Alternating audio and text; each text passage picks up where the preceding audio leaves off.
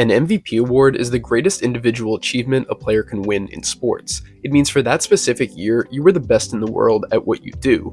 Winning this award just once could make your entire career. It has the power to land you a $300 million deal or more in free agency, it could help you build your Hall of Fame resume, and it could make you a household name for generations to come. When people bring you up in debates 20 years from now, the amount of MVPs you managed to win in your career will certainly be brought up. One of the biggest storylines as we enter the final month of the MLB regular season is who the winner of the NL MVP award will be, Mookie Betts or Ronald Acuña Jr. From very early on, it felt like this would be Acuña's year. He's been the best player on an absolutely loaded Braves roster, and has literally been making history this season. While on the flip side, Mookie Betts is coming off a monster month of August that has launched him into the MVP conversation as well. The most valuable player in the National League could very well come down to which guy has a better month of September, and I'm personally very excited to see how close the voting is when the winner is announced this November. So as we enjoy this historic MVP race unfold right in front of our eyes, what better time to look back at the closest MVP finishes in MLB history,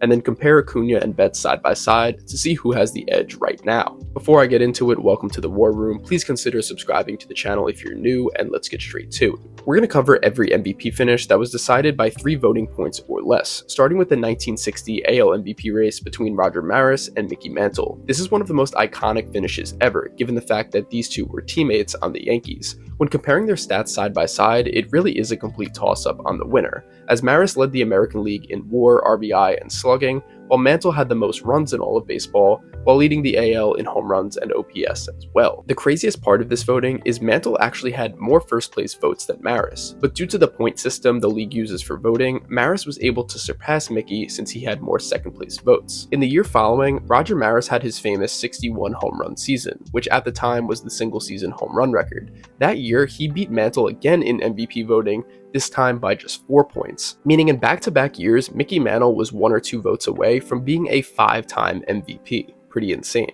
35 years later, the American League had another tight MVP race, this time between Juan Gonzalez and a 20-year-old Alex Rodriguez. If WAR was a stat that existed and used in player comparison in 1996, A-Rod probably would have won this award. Gonzalez did have the edge in home runs and RBIs, but all around, Rodriguez was the better player. His .358 batting average, which led MLB that season, is still the highest average ever for a player in his age 20 season. So I think it's safe to say this is the first snub of the video. A lot of close MVP races are from decades ago, but there was a much more recent one that people forget about. When we think of Major League Baseball in 2017, a lot of things come to mind, including Giancarlo Stanton's MVP year in Miami, where he dominated the league. But people forget that Stanton barely won the award that season. He beat Reds first baseman Joey Votto by just 2 points in the voting, and both men were actually tied for the same amount of first place votes. Similar to the Juan Gonzalez A-Rod MVP race, Stanton won this award purely based on the amount of home runs he hit, while Votto all around was arguably a little bit better. The 2017 NL MVP race might actually be the greatest ever, because when you look at the top 5 vote getters,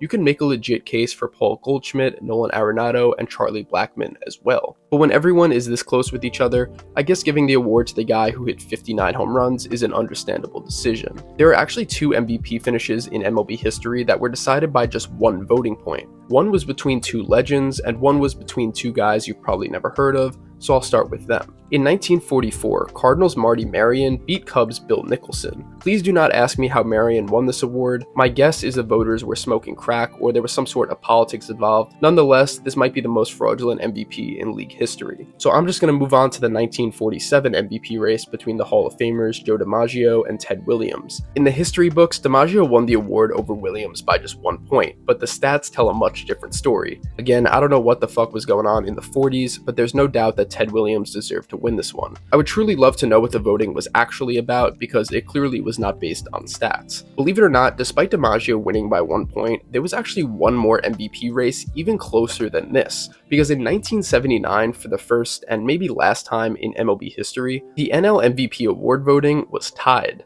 In his age 39 season, Willie Stargell and the 25-year-old Keith Hernandez both drew 216 voting points. If you've learned one thing from this video, it's that MLB writers have been terrible at picking MVPs since the beginning of time. Because despite Hernandez clearly having the better season, Stargell actually had way more first place votes. Since they ended up tying, both men were named co-NL MVPs for the 1979 season, so thankfully, for once, nobody got snubbed. Except for Dave Winfield, who finished in third place and probably should have won it over both of them, but whatever. And with that, we have covered the closest MVP races in MLB history. So let's look back at Acuña and Betts. Coincidentally, as I make this video, the Braves and Dodgers are in the middle of a 4-game series, and Game 1 of the series on August 31st did not disappoint. Ronald Acuña Jr. blasted his 30th home run of the season, which was a grand slam. 30 homers in a season isn't uncommon, but this homer specifically put Acuña in the history books. With this bomb, he became the first player in MLB history to reach the 30-60 club, which will certainly help his MVP campaign. So how did Mookie respond to this grand slam by Acuña? He decided to hit a 3-run homer in the 5th inning,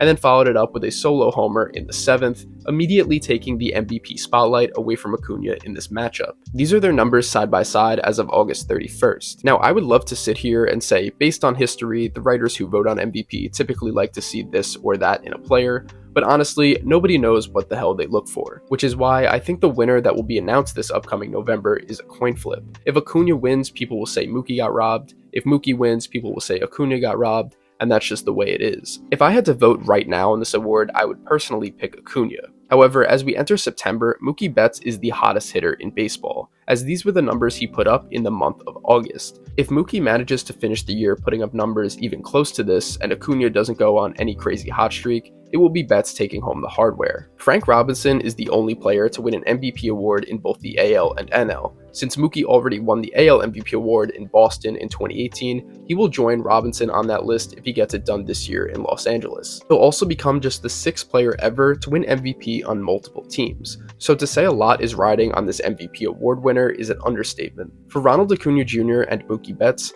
every game, every at-bat, and every pitch counts, as these players try to build their legacy. And lucky for us fans, we get to watch 2 superstars who represent the 2 best teams in the National League fight for this honor until the very end of the season. Who do you guys think will win the NL MVP award, Mookie Betts or Ronald Acuña Jr.? Let me know in the comments below. Like the video if you enjoyed, and subscribe to the channel if you're new. I've been making MLB content like this all season long, so do not miss out. Thank you for watching, and as always, I'll see you guys in the next one.